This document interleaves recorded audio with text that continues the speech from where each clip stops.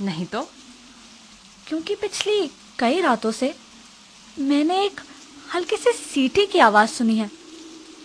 हो सकता है कि साथ वाले अंकल के कमरे से आई हो, या फिर बाहर गार्डन से। उन गाने बजाने वालों में से कोई होगा। खैर, कोई बात नहीं। चल यार, मैं अपने कमरे में जाती हूँ। Good night. गुड नाइट दीदी।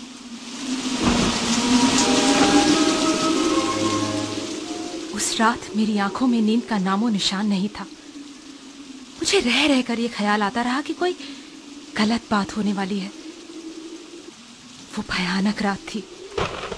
तेज हवा चल रही थी और खिड़की पर बारिश के मोटे कणों से आवाज हो रही थी। हे भगवान, दीदी! सीटी की आवाज, जैसा दीदी ने कहा था, और किसी लोहे की चीज के गिरने की आवाज।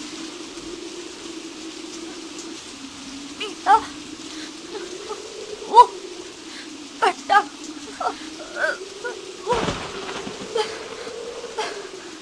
बिल्लियों वाला पट्टा था।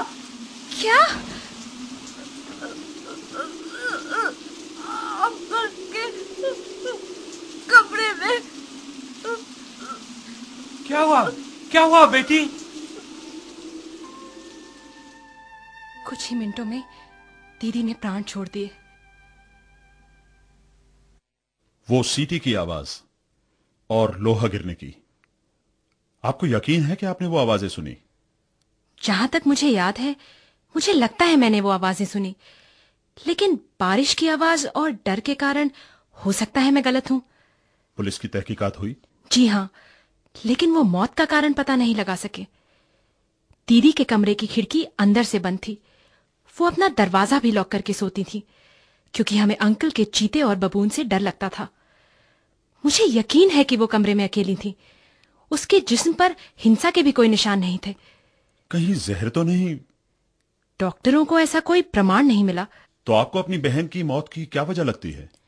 सिर्फ डर और सदमा, लेकिन किस वजह से ये मैं नहीं कह सकती। वो गाने बजाने वाले लोग उन दिनों वहीं थे? जी हाँ, वो अक्सर वहीं रहते हैं। आपकी दीदी ने मरते वक्त कहा, वो बिंदियों वाला पट्टा। इसका क्या मतलब हो सकता है? मालूम नहीं। हो सकता है वो हेडबैंड या पट्टा जो गाने बजाने वाले लोग माथे पर पहनते थे, पीले रंग का, काली बिंदियों वाला। आगे कहिए। दीदी की मौत के बाद मैं अकेली हो गई। ये 2 साल बहुत मुश्किल बीते हैं, लेकिन 2 महीने पहले एक खुशी की लहर मेरी जिंदगी में भी आई, नरेश के रूप में। उसने मुझसे शादी के लिए कहा और मैंने उसे अंकल से मिलवाया। अंकल, ये नरेश है। हम जल्द ही शादी करना चाहते हैं। Good good, my best wishes. Thank you uncle.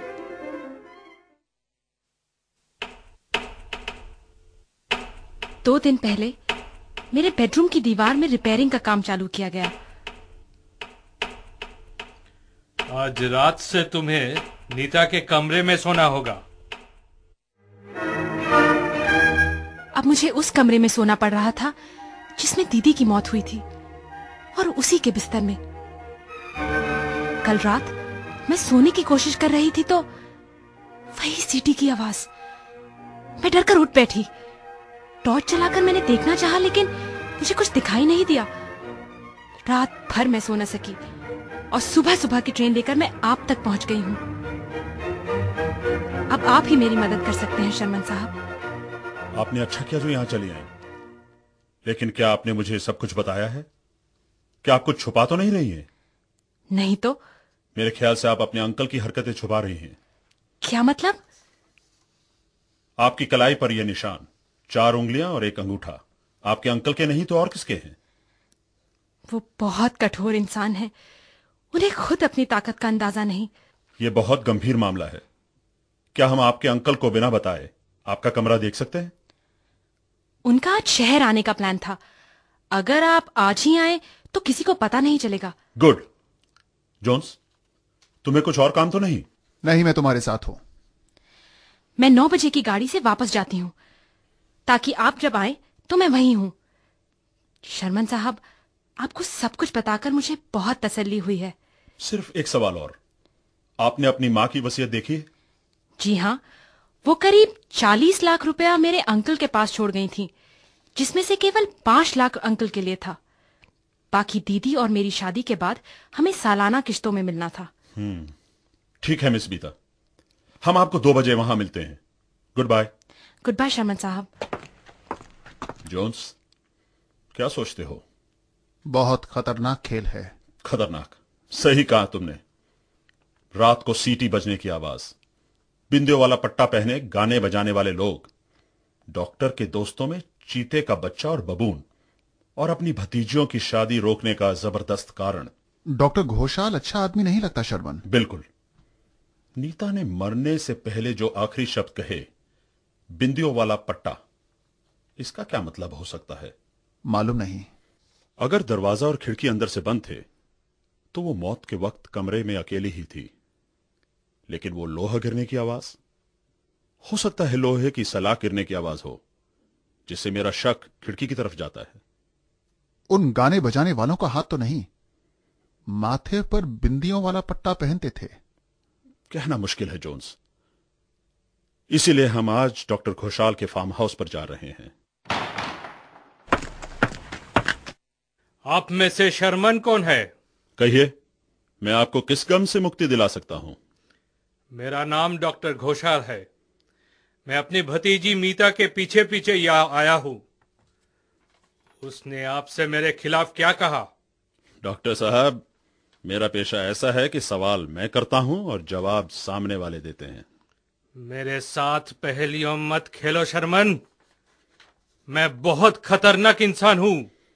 खतरों से खेलते इतना वक्त बीत गया कि खतरे मुझे देखकर ही डर से भाग जाते हैं।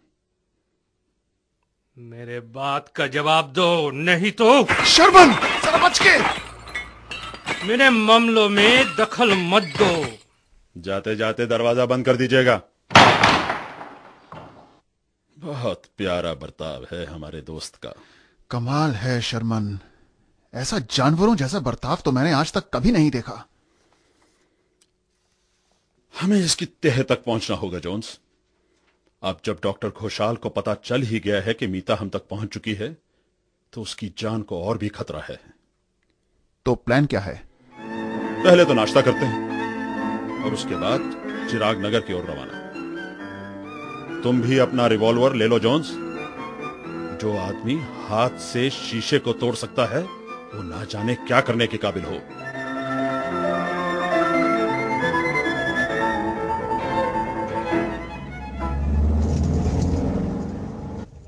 ये आ गया फार्म हाउस रौनक।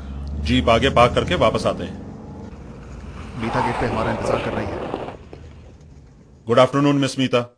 2 बजे मिलने का वादा था और 2 बजे हम हाजिर। बहुत अच्छा किया। अंकल शहर गए हुए हैं और शाम तक नहीं आएंगे।